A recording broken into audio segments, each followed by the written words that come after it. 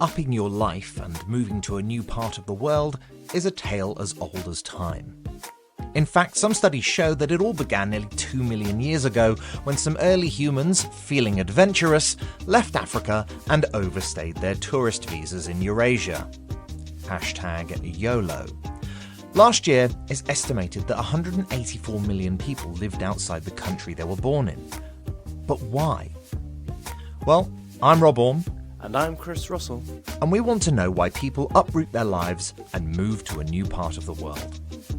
We want to explore what impacts the decision has to leave, not only on their lives, but also the ones that they love and care for the most.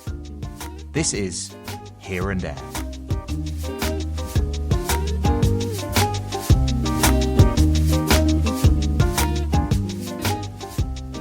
Welcome to episode 4 of Here and There, a podcast about why we leave. How are you, mate? Mate, I am tip-top. Excellent, in fact. How are you? How have you been since last we spoke? Mate, I am absolutely flying. Although I'll be honest with you, we had a heat wave here in London. It got up to, I think 32 was mentioned. No. So it's interesting, right? Someone told when I lived in London before, and I was thinking of moving to Australia. I was told, it gets to 40 degrees in Australia, and I was like, "Fuck, that's really hot." And like, it's a different sun. It's a different sun. I never knew what that meant until I've moved back. The sun here in London, in the UK, is a lot stronger than the sun in Australia. Like, honestly, mate, 26 here is fucking hot. Like, really, really hot. I got sunburnt at the weekend. I didn't get sunburnt in 6 years in Australia. I got sunburnt in half an hour sitting in the garden on Saturday morning. I don't know what to say to that. I mean, other than, do you think that there's an award, a podcast award, for how quickly a Brit and an Irishman can mention the weather? Because we've nailed it. I reckon that has to be some sort of record. Do you know how hot it is in the UK? Or how hot it was in the UK? People had started complaining about it. Do you know what it is like when it's really, really cold and shitty and miserable, just grey and rain is coming up from under the ground? Everybody complains about it. Oh, that's just shit. It's so shit. Oh, where do we live? Yeah. Oh. And then dial starts to move. Summer comes in, and there's like a sweet period of about 25 minutes where people don't complain about the weather. They go, "Oh, isn't it lovely? Isn't it lovely?" And then it just teeters over to going, "Jeez, it's really hot, isn't it? It's too hot here." When it teeters over, I think that it's that 29 and above band that people are like, no, we're not equipped to deal with this. We don't have air conditioning. The radiators are still on. What's happening? Why are we lighting the fire? I don't understand. Yeah, why are we I don't know why we're lighting the fire. Do we light the fire to keep cool? So yeah, we had a heat wave, but that's and a bit of nice sunshine, but that's now past. It's actually as I'm speaking to you, it's it's the 3rd of July, and the rain is just starting to come down. That's nice. So tell me about this week's episode, Christopher. Mate, it's episode 4, as I mentioned earlier, but it's episode 1 on the guest counter. Finally, the people have been asking for guests because they're sick of listening to me and you just chat to each other. So we have a guest. So we're going to speak to Vitoria, who is a Brazilian living in old London town. We recorded this a couple of weeks ago with Vitoria. I'll let her get into the kind of the nuts and bolts of her story.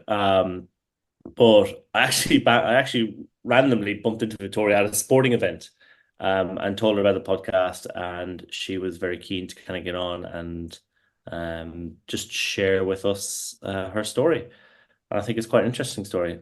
Well, I'm very excited to hear it. What do I have to do to listen to it? Stay right where you are.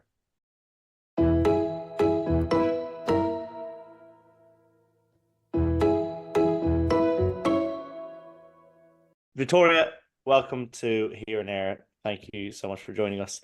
Do you want to just tell us a little bit about yourself, your background, where you're from, the usual stuff, and maybe a little bit of the journey that you've gone on traveling around the world? Of course. So yeah, I am originally from Brazil. Always wanted to move abroad since I was a little kid. Started to fight with my parents since the age of probably 11 or 12. Moved to Texas when I was 15. And nowadays I live in London. I've been living in England for 1 year and a half. And I also lived in Germany for 4 years. And I spent a short amount of time in Portugal doing some volunteering work. How long ago did you kind of, I guess, leave Brazil? How long ago? That was almost 6 years ago. Okay. And So that was yeah. to go to the US? No, sorry. So that was to go to Germany. I lived in the US when I was 15 years old for 6 months. 15 for 6 months. hmm Why, what was that? Tell me about that. So yeah, I always wanted to live in the US, especially Texas. That's where I went. I don't know why. I was really drawn to cowboys and weird things, I guess. It was hilarious. It was the first time I got to see guns, and the main activity people would invite me to do is drive a Jeep through the mud. So that was quite different from what I experienced in my city back in Brazil. So you're in Brazil and you decide Texas. Talk me through that. How did that kind of come about? Yeah, sure. So, what happened was, my mom had some friends who they had a church actually, and they were hosting some Americans back in the day. And she told me, Victoria, I know you love speaking English. I was about 12 and I already could speak English. Would you like to meet these people from this church? I'm like, yes, of course. So I went for a couple of days and I made friends. And I kept texting with one of the girls. And she told me at some point, hey, my parents always wanted to have an exchange student. Would you like to come to my home? And I'm like, yes, like I'm gonna do this. I asked my parents at the time. They didn't really allow me. I was really young. I was 12. And year after year, I would keep asking them if I could go, and they would say no, like last year you can. And then it was kind of funny because I grew up in a gated area back in Brazil. I was not allowed to leave the home. And one day I had my first rebellious act and I left my home by myself. I think I was 13 probably or 14. And I went straight to a travel agency. And I was like, hey, I have a self placement. I have a family who wants me. I want to do an exchange program. What do I have to do to go? Can you guys, you know, do everything for me? And then I went back home with all of the paperwork and I was like, hey, okay, mom, like now I just have to sign. You don't have any more excuses. So I sorted out the whole thing. And then I think about 9 months after I was going to the US. Where in Brazil are you at this point? I was in the south of Brazil. It's called Porto Alegre. That's my city. It's the capital. And they've just had some problems with flooding down there at the minute, haven't they? They did, unfortunately. Yeah. Yeah. I saw that. Was it 3 million dogs or something in the million of the dogs that were rescued from the Yeah. floods in there? Yeah. Um, so is that a safe part of Brazil? It is a safe part of Brazil, I would say. Yeah. Until the last 2 weeks, I guess. Yeah. Yes. So you kind of just walking out and going to the travel agent is not kind of too dangerous an experience. It's not. Is that what you mean? Is that what you mean? I guess for my family it wasn't safe, if that makes any sense. Yeah. Yeah, they will always be afraid that I'll be kidnapped or things like that. So I wasn't really allowed to go outside. Yeah. You were kind of kidnapping yourself by having. I was kidnapping myself. So tell us then you kind of you get up to Texas and this must be a wild experience for somebody when you say 15 Yeah. um to kind of go to the US. I'm assuming you had English. I mean, you could speak English. So you If I could speak English, yeah, I could speak English. Yeah. Yeah. right, you're doing better than I am. So that's good. Tell me about your the 6 months you spent in Texas. Before I went to Texas, the whole agency that was organizing my whole exchange program, they would have a whole informational session with all the students from Brazil.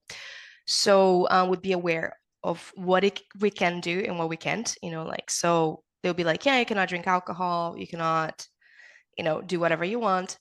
And one of the things they would tell us is that we cannot get into the host family that we were allocated to, and want to leave. So they were like, okay, if you arrive and you don't like your family, you have to at least try to adapt to them. You cannot just, try to get out. However, they did say that there were a few things that gave you enough reason to want to leave, right? So one of the things would be if someone lost their job, or if someone figured out they had a terminal illness, or if a tornado hits the house, that's enough reason for you to leave your host family. And then what happened was that I was flying from São Paulo to Dallas, and during that period that I was flying, apparently my host father, they figured out he had a terminal illness. And that's exactly when I arrived.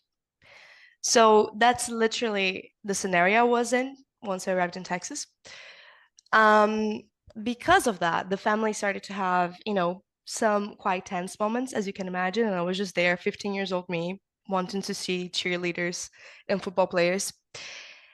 And I remember I did try to call in the company and be like, hey, my host father has a terminal illness. Would it be okay for me, maybe, to change? It's getting a bit weird here. And I remember the local agency, someone who talked to me saying, you are such a spoiled brat. Your family's doing, they're making so much effort to make you comfortable and you're still complaining. And I'm like, okay, I'm so sorry. I'm really sorry. And then I remember it was the week of Thanksgiving, and the host father lost his job. Sorry for giggling, but that's literally what happened. I laugh at you. Sometimes you have to laugh at funeral.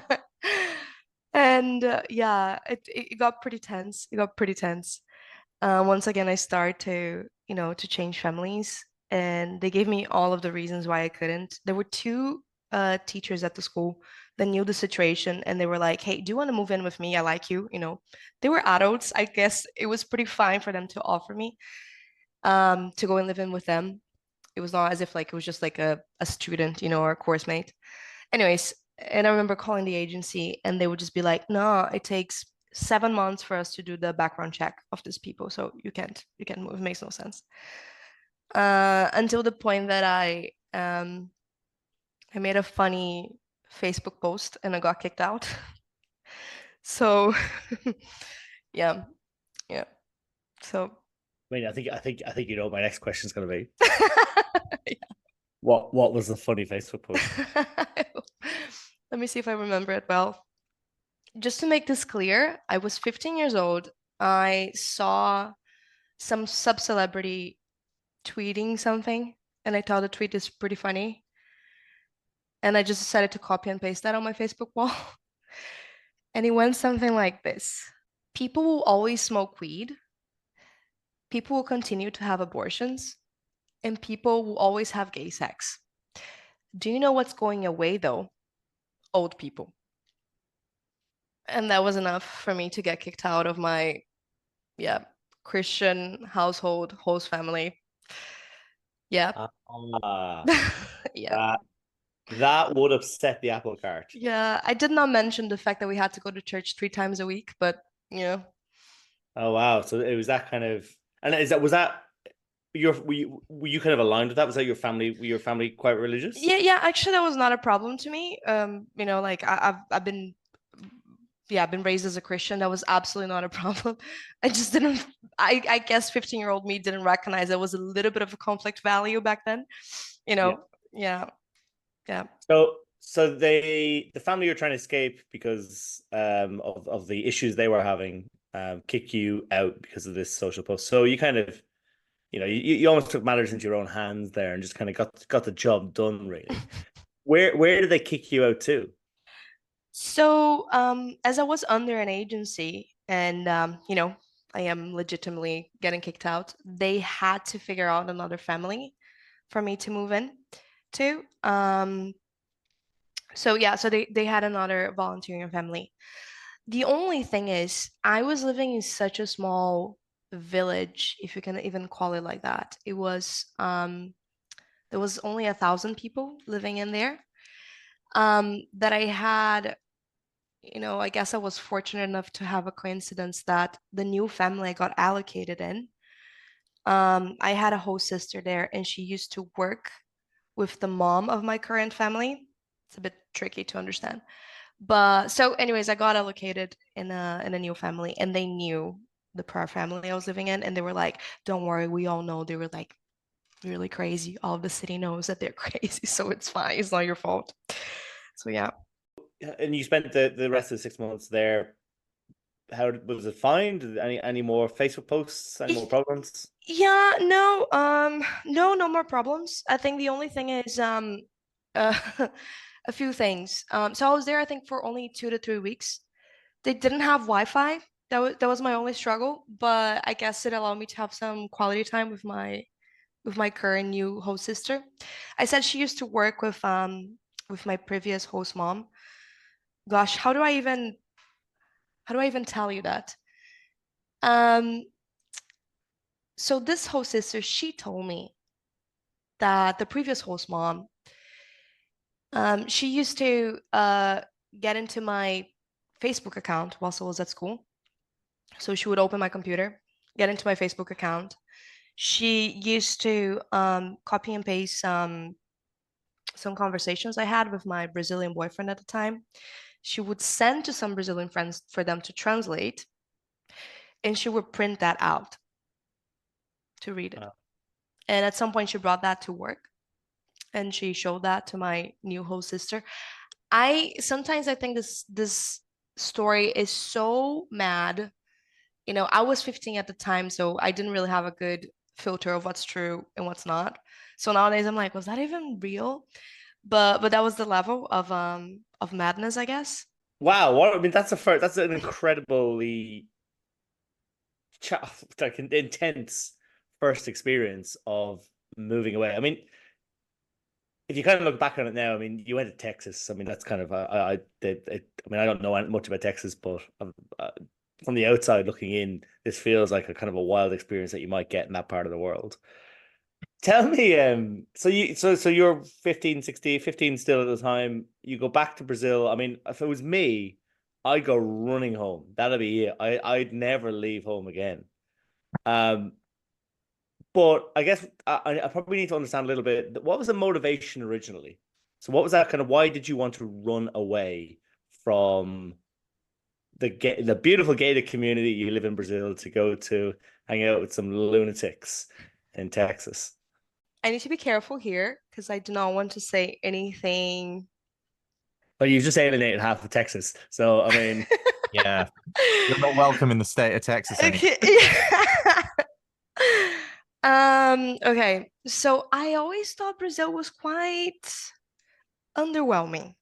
I think that's the word I would find it.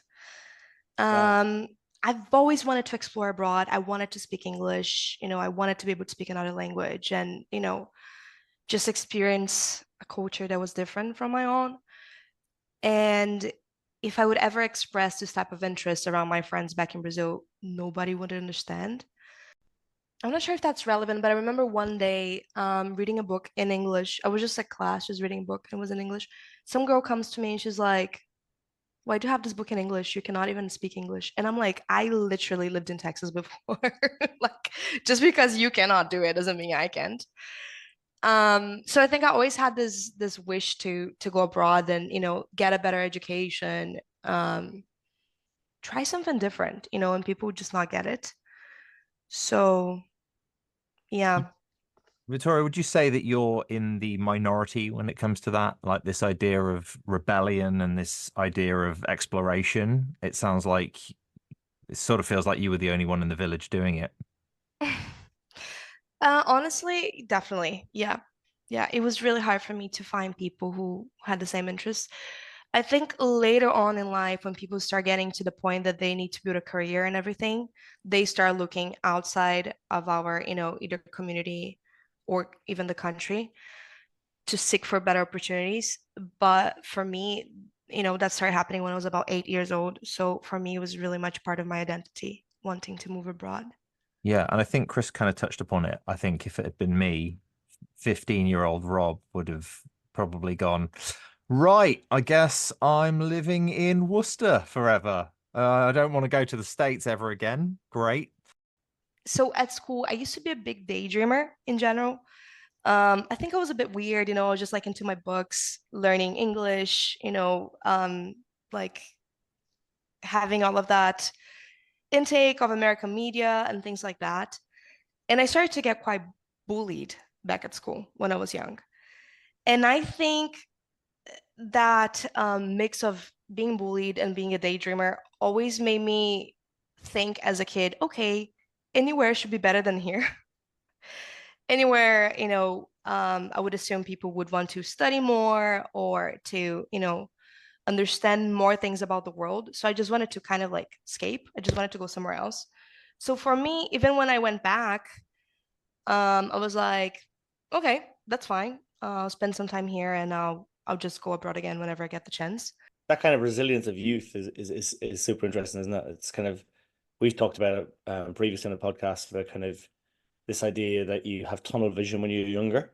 You just see what you want to see, and you don't kind of, moving around. It makes going places so much easier. And it sounds like you went through a lot of that in the US, where you actually, what you had this tunnel vision of what was behind you in Brazil, the slight kind of mental experience you had up in America, but you were still kind of moving away from what was behind you. And that's really, I think that's really fascinating. I think it's kind of that when we're younger, we're so resilient that we just kind of go with these things, and you can find the positives in everything. So tell us then, what brought you to the kind of the next phase of your journey?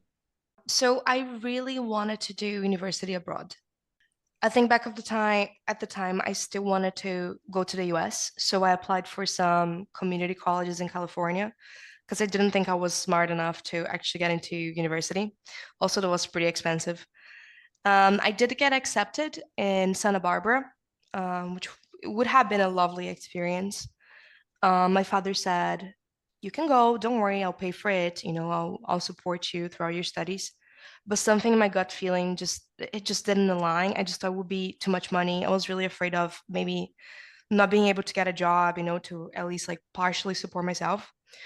So I decided not to take on that opportunity, but I still wanted to go abroad. And then, so I was studying business back in Brazil, and I started to take an internship. So to do an internship in this company called SAP, which is a German company.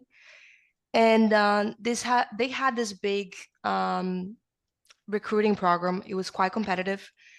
They would just recruit a bunch of interns, and the purpose value of the whole thing is that the top performers would get an award by the end of the 6 months. Yeah, and then the award would be to go to Germany in the headquarters of SAP for 6 weeks. So they would fly you in. As Brazilians, it's pretty expensive for you to fly to Europe, and for you to get an opportunity like that as an intern, it was pretty huge. And I applied for that position, saying I'm gonna get this thing. I think it was thousands and thousands of people applying, and only I think 4 or 5 will get the prize. So I got accepted into the internship. I worked, my ass off. And from what I heard, I was like top one. And then I did manage to go to Germany for 6 weeks. And I said, okay, I'm really gonna do a good job here. Doesn't matter what happens, I would love to come back here. So at least if I can make a good name here for the 6 weeks I have, I'm gonna do it. And I think the cool thing was that by the end of my 6 weeks, I was about to leave. I was about to go to Brazil. I remember crying one day before my day of departure. And I just remember, being in that apartment in Germany and crying, saying, you know what? I don't know what am I going to do and how am I going to do it, but I need to come back here and I'm going back to Brazil now. But this is the last time. I remember I messaged my mom and I said, Mom, this is the last time I'm going to Brazil living there. The next time I'm going to Brazil, it's going to be to visit. I'm not going to be living there anymore. I don't know if it was like my gut feeling or whatever it was. But the thing is, one day after that, which was my day of one of my, yeah, I think it was my day of departure. My boss back in Germany, the one who was taking care of me for the 6 weeks, he invited me to have a talk, and he said, Victoria, I really like your work. What would you like to do in your career? I would love to help you. Would you like to go to São Paulo? And I'm like, São Paulo is better than São Leopoldo, the shitty town that I was working in back in Brazil. And I told him, like, no, honestly, that would be great. It would be great to go to São Paulo, but what I really want is to come back here. And he doesn't say anything. He completely ignores my question. Changes the topic. I feel very embarrassed. Yeah, he goes on speaking about the opportunities in São Paulo. I leave the talk feeling defeated, and I leave Germany by the end of the day. I go to Poland, so I'm about to do 2 weeks of just an Euro trip, and then the next day, for my really deep joy, I get this email saying the subject is potential job offer, and it says, "Hey Victoria, if you'd like to come back to Europe, to Germany, to finish your studies with us, we'd love to offer you a position. So please just let us know when we have a place for you." And I was the only intern. So I think this program in SAP in Brazil, right? Like the internship thing, I think it's been running for over 15 years, and I've been the only intern ever that managed to get a position in Germany through through those 6 weeks. Everybody wants it. And I'm pretty sure I was the only one who ever managed to also have a position whilst I was still in Europe, right? Like I managed to secure that before even going back to Brazil. So yeah, and then in 6 months I was really packing my bags and leaving Brazil for good this time. I kind of knew it was for good. And this was almost 6 years ago. So yeah. Wow. Did you speak German at the time? No, I didn't speak a word of German up at the time. And was that a problem? It depends on your point of view. No, it wasn't. They can speak English, but they love to speak German as well. So I did have many days that it would just be like, let's just allow for Victoria to practice, and I would just have my brain fried. So yeah, by listening to them speaking German for hours. I'm curious to know. You mentioned your mum there, so you kind of said that this, this is the last time I'm coming home. Next time I'm home, I'll come home on holiday. How, what's that relationship like in terms of what how does your mum feel? You've been away for a long time now. Like how does she feel then? You're kind of the first one to leave the nest, as it were. Hmm. It was very hard for her to allow me to go to Texas the first time. As I said, I was fighting for years, right? To the point that I had to run away from home and be like, you're not you're not postponing this any longer. There were several times that she told me that she needed some other people to go and speak to her and be like, hey, let Victoria do what she wants to do. It's gonna be good for her career later on. Because she would not understand. She says to this day that if she could, she would just have her with me.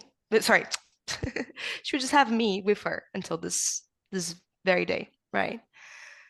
And when I texted her when I was in Germany, honestly, as I said, it was just a gut feeling type of thing, right? I said, like, I don't know what it is, but I'm gonna figure out, like I'm gonna come back here. I think she knew how badly I wanted. I think she also knew how much that could mean to my career and probably my studies later on. That she, as I said, we're a very Christian family. So whenever I texted her, she was like, "Amen, praise the Lord." That was her reaction. But I think whenever that actually happened, everybody was just really scared, including myself. I was just like, what the freak? I just got what I wished for. I think when you actually recognize, oh my God, I'm leaving everything I know behind, like, and it's for good. This time is not just like a quick trip. Oh gosh, yeah, it does funny things to my tummy. Were So there yeah. ever any doubts in your mind about moving? No, I didn't have doubts, but I think when the whole thing clicked of how real it was, it did get really scary. I think it was like, okay, I've been wanting this for the rest of my life. There's also some type of pressuring thing to it, right? What if I fail? What if I go abroad and it sucks? What if I'm not good at my job? What if I fail at university? I'm gonna be a failure. Like this is what happens. I think one great thing that happened is that as I had a boss already in Germany who was the one who pushed through the whole thing, right? He was the one who offered me the position. He will be constantly like, hey, did you already apply for universities? Hey, did you already apply for your visa? And he was like a senior vice president, so I was slightly scared of him. So I felt like if he would ever ask me anything, I had to be like, yeah, sure, I've already done it. So actually, it was a great factor to have him because he kept pushing me through all the way. If not, I'm not saying I wouldn't have done it, but I would definitely have postponed it a little bit because it was scary. It's good to have that thing to focus on. Yeah, Uh, yeah. yeah. One of the things Um, Chris and I have spoken about at great length is how it's impacted our parents. Um, One of the things I just want to ask you is how have you seen that relationship evolve, knowing that you were so headstrong in wanting to leave? Has it enhanced your relationship? Has it made things worse? hmm It has definitely enhanced my relationship with them. I think my relationship with them got much better once I managed to move abroad. I think they always saw me as quite rebellious and they didn't understand. Guys, I did say I lived in a gated area. You can kind of imagine the type of life I had back in Brazil. And my parents would always be, why are you not happy? We give you literally everything. Like, what else do you want? And I'd be like, I don't want to be here. Like, you don't understand. And it was a bit challenging, I think, for both parties because they would not understand where were they failing as parents to make me happy. And I guess I would feel as if I was failing as a daughter because I was not grateful to what they were giving me. But once I actually managed to go abroad, everything got it's perfect. We speak much more than we did before. Me and my parents, we speak a lot and they're very supportive.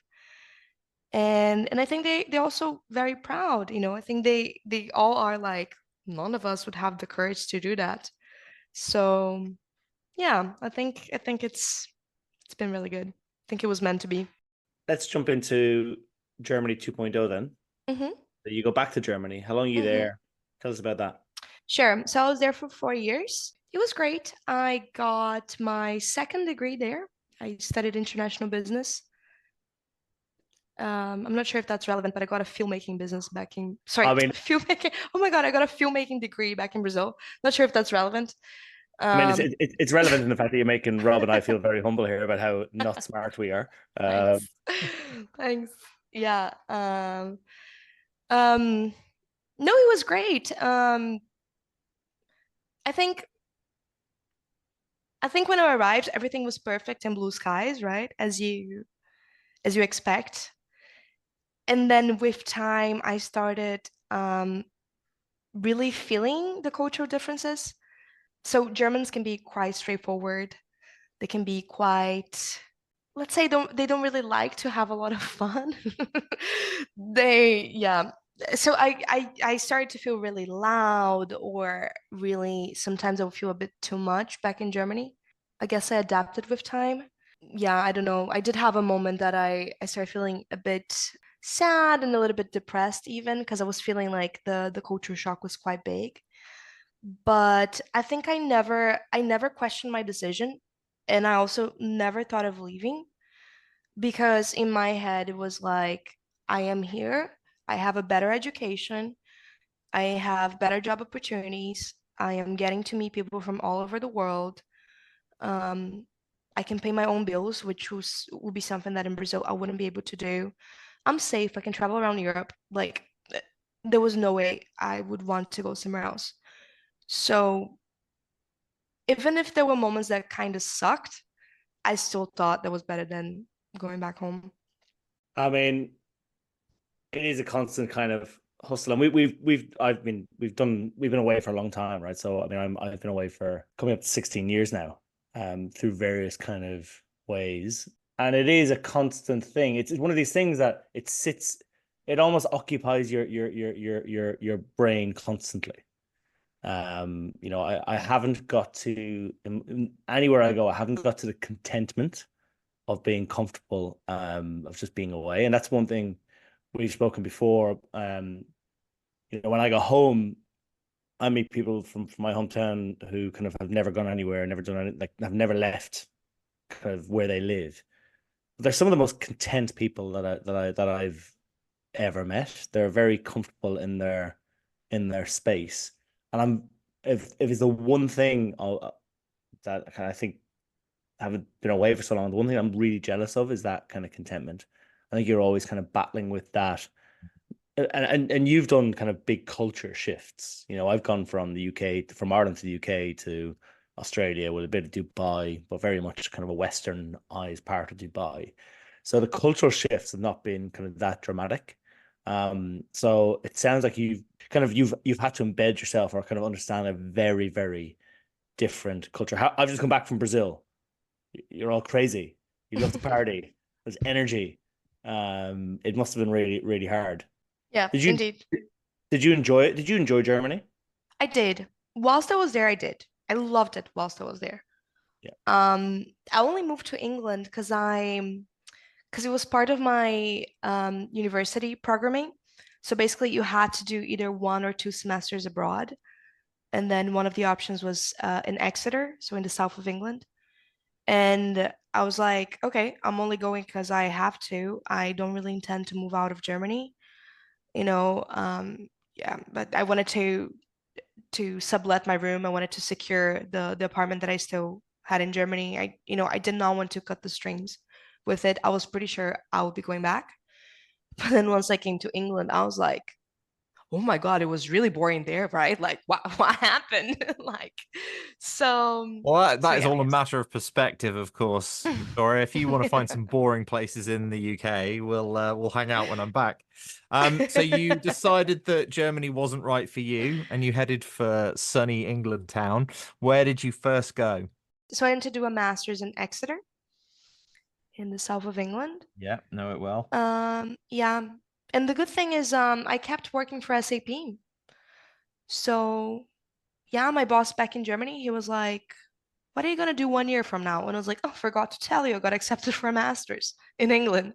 And he's like, oh, so you need a job. So so still working for SAP whilst being here. I was working remotely for London. So once I finished my studies in Exeter, I was like, yeah, there's no way I'm going back to Germany. I'm gonna go to London. What was your boss's name? Marcus. Why? Marcus. Marcus sounds like an absolute champion. He sounds He like a was weapon. great. I Oh, need a he sounds Marcus. like the manager everybody wants to have. Let's give him a shout on the podcast. Marcus from SAP in Germany, absolute heroes. He's really helped you there. He's helped you Yeah. to stay in Germany, and he's also helped you to kind of move to the UK. God, guys, you have no idea. Actually, when I remember when he offered me the job and everything, and I had to go back to Brazil, I had a luggage that I was sending through the mail, 32 kilos. The luggage returned. It didn't go back to Brazil.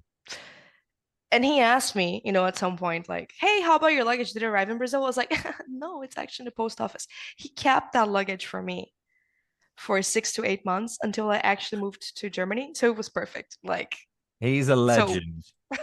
in Just on Europe, a because he just completely kept it for me. unrelated note, Marcus, if you're listening and you've got any jobs, I'll definitely come and work for you. I've got heaps of luggage you can look after. But that's, I mean, it's interesting because the reason I think that's interesting is because you go around the world, you meet people. And I think that is a privilege of it all, right? Not just seeing these beautiful places and living in different cultures, but actually just meeting people and having friends. Like I can now, I can go to different countries in the world and I can go, oh, I know somebody there. When I moved back from Australia, I had a 6 hour layover in Hong Kong, and I had a couple of mates in Hong Kong, and I was like, I can just meet up with you and go for coffee. And that's, again, it's a real privilege of meeting people and meeting expats and nomads. But what I thought was interesting, you said that you didn't want to let your lease go in Germany until you kind of got to the UK. Whereas previously, when you left Brazil, you couldn't wait to get out of there. So actually, you'd start to build some roots in Germany, and build some friendships. And did that make it harder then to kind of leave, or was it just, yeah? Explain that to me, because that seems like a first pivot in Vitoria from the previous moves. Yeah, exactly. So I think so. It was already the fourth country I was moving in, Germany, right? And I still wanted to see a lot of the world, especially when I moved. I would make sure, to go anywhere and everywhere on the weekends, go to Italy, go to Prague, just visiting around. And I think it was especially when COVID hit, I had this moment of like, hey, very fun for you to be, exploring the world and traveling around, but you gotta have a safe place. You gotta have roots. You gotta start building a community for yourself. If not, whenever, bad times come or whatever it is later in your life, you're not going to have this support system that you need. You're getting older, right? And I had a bit of that click. And I think it was during COVID that I really understood the power of community and how important that is. And I told myself, okay, I think perhaps now my priority shouldn't be just having fun and exploring, but it should be securing community. So I did put a lot of effort into building one back in Germany, and that was definitely a reason why I didn't want to move out. Um, Still, I see it as a good thing, because I moved to Exeter, I moved to London. I don't know, London will probably not be the last place I'm going to live in my life if I know myself well enough. But I think the ability, the skill to actually be able to build a community anywhere you go, which here in London, I'd say I already have one, even though it hasn't been that long I live here. It was quite key for me to also thrive in those movings. So yeah. Are you still with SAP, or have you moved on? No, I moved on. I'm in a new company. Yeah. After How have 7 years, it was about time. poor Marcus? For Marcus, yes. Tell me, how have you gone about building community then in London? I think one of the first factors that I understood is that you gotta serve before wanting to be served. So if you get the chance to ever meet anyone, as you said, like, oh, let's go for a coffee. Why not pay for that coffee? And why not say, hey, let's meet again? Because I think it's really easy for you to land in a new city and just go everywhere, try to go to a lot of events so you meet new people, but you only see them once. There's no real connection built in there. So I think there's a few, little hacks that I try to apply. As I said, serve before being served. Try to be a good friend before having a good friend, because I feel like whenever you are a good friend, people are good friends to you. And just making sure you see people more than once, like schedule to see each other in person several times. And I think this is what builds relationships. And yeah, and just be a nice person, right? Just be kind. And I think people are then more than willing to also accept you into their communities. So you just leverage other people's connections as well. So it gets easier. Before we wrap things up, you've obviously had a fairly broad and exciting experience of throwing yourself into, lots and lots of situations that would probably terrify most people.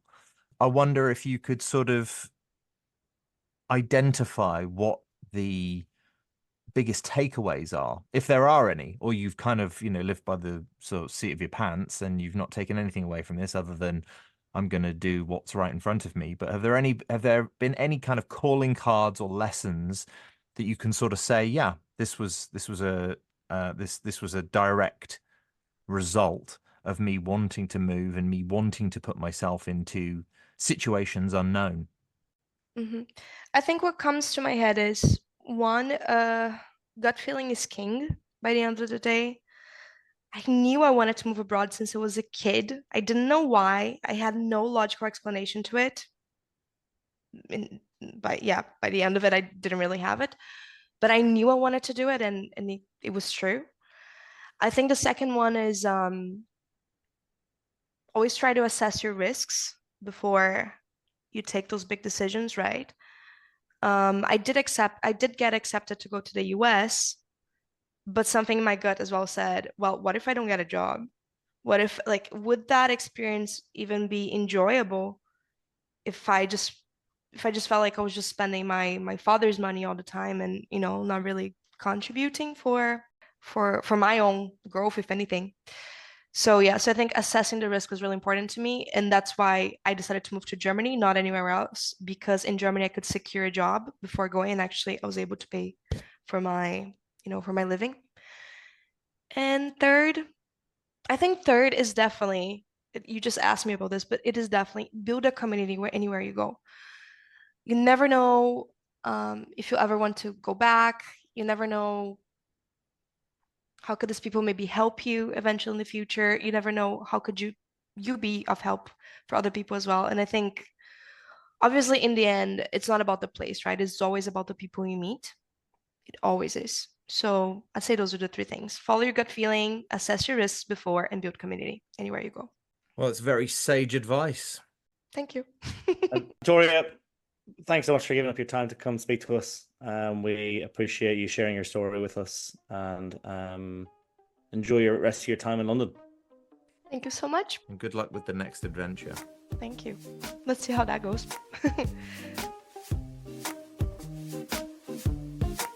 If you like what you've heard here today, make sure you jump onto Instagram and give us a follow.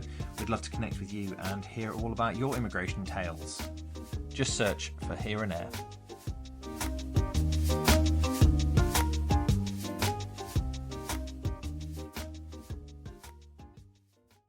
And scene.